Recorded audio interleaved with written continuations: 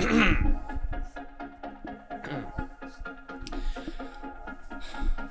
know how to start this. Let's just go from the beginning.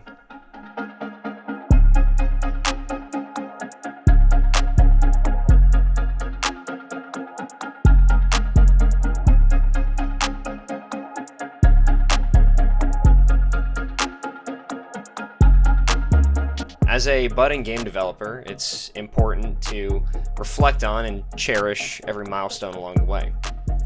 And so that's why I'm making this video. In 2024, I started my lifelong dream of becoming a game developer. And I want to share what that was like with you guys. I started off pretty small. Before this year, I was mostly focused on getting through school and with playing video games, until one actually inspired me to make a change and start making my own. I got into Lethal Company in December of 2023, and I was really inspired by it. I've talked about this before, but again, the fact that a single developer could make something that was making so many people have these awesome experiences, that it was such an engaging and deep game with levels to learn, it was really awesome to me. So in February of this year, I transitioned from just playing the game and learning about its mechanics that way to making mods for the game and learning about it in a deeper way. And I think I got really lucky with my selection of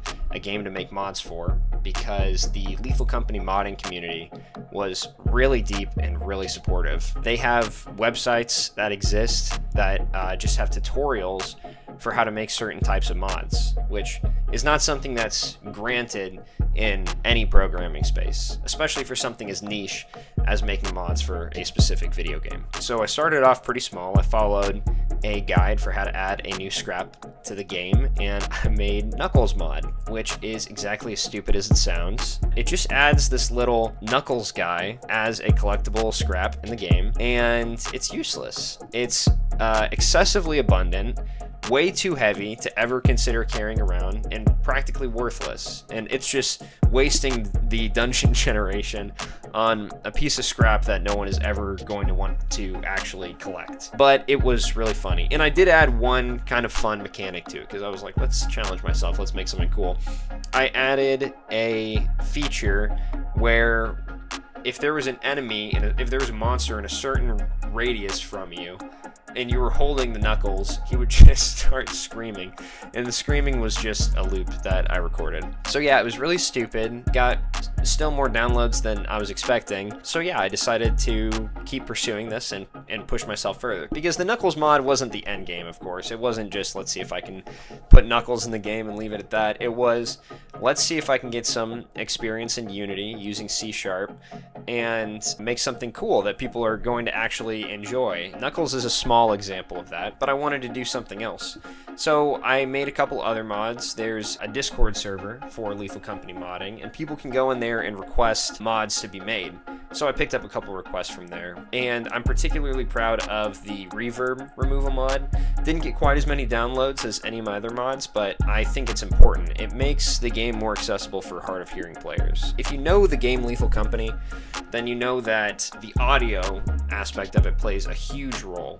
And there's all these reverb effects and echoing that for most people it creates a really atmospheric setting that really gets you immersed and engaged. But for some people who are hard of hearing, it can make it hard to hear what people are saying or what's going on. So that mod added some, I think, necessary accessibility features to the game, and I'm proud of it. But my masterwork was in the form of the Immortal Snail mod. The Immortal Snail that, you accept like $1 million or something, but for the rest of your life, there's a snail that can't be killed in any way, that is permanently moving towards you for the rest of time. I added this to the game without the benefits. You don't get any benefits from it. You don't make any money. You don't become immortal yourself, but when the snail spawns in, it chooses a player and moves towards them for the rest of the game incredibly slowly. It can't be killed. This created some really funny moments, I guess you could say. It was pretty incredible seeing the community response. I mean, the meme power of it was carrying it, of course. It's not like I really marketed the thing. But still, it was cool seeing people go out and download it and make YouTube videos and stuff about it. Alright, I got 3 things. I got a jar of pickles, and then there's a large axle at the door, so Let's go. I was like queasy and had a headache like half the day. So. Oh, there's no. What happened? Snail? I'm always going to be really proud of that. And before 2025, it actually hit 1 million downloads, which I didn't think was possible for me. So, yeah, thank you to everyone who downloaded and tried it. I'll make an update if you guys really want me to.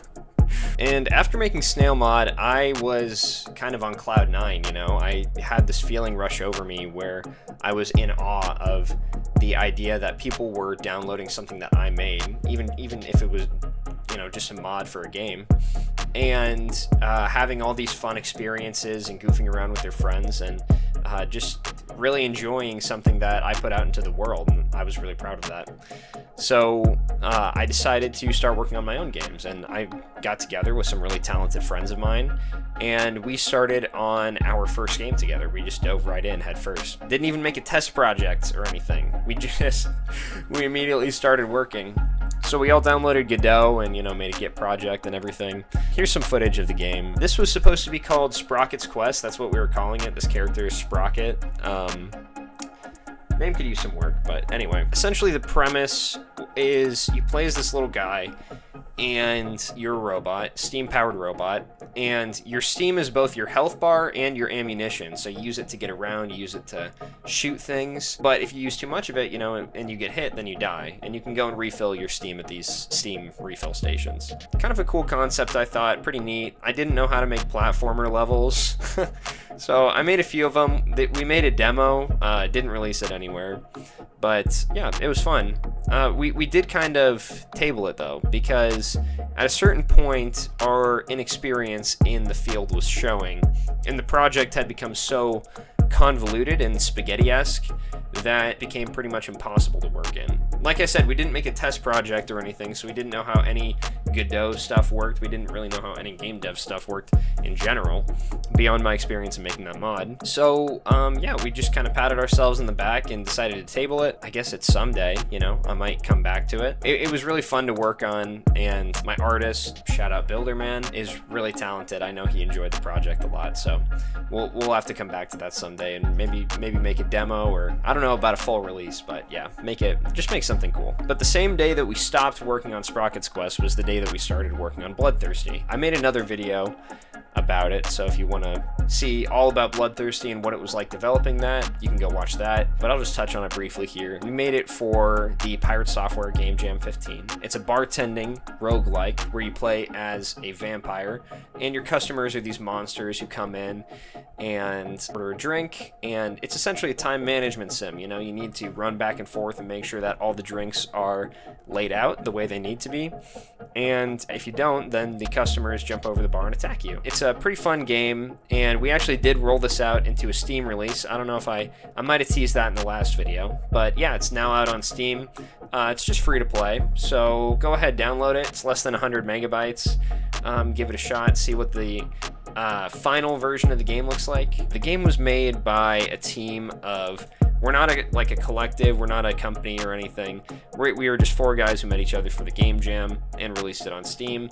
So I would be surprised if at any point we decided to make any additions to the game, but that being said, I am very proud of the work that we have done on it. And that brings us to today. I haven't released anything new since Bloodthirsty, but that doesn't mean I haven't been working. And besides, it's been a really busy year for me outside of game dev. You know, I graduated from college, I got married, I started a full-time job, I even bought a house, and and I built a gaming PC, so that was cool.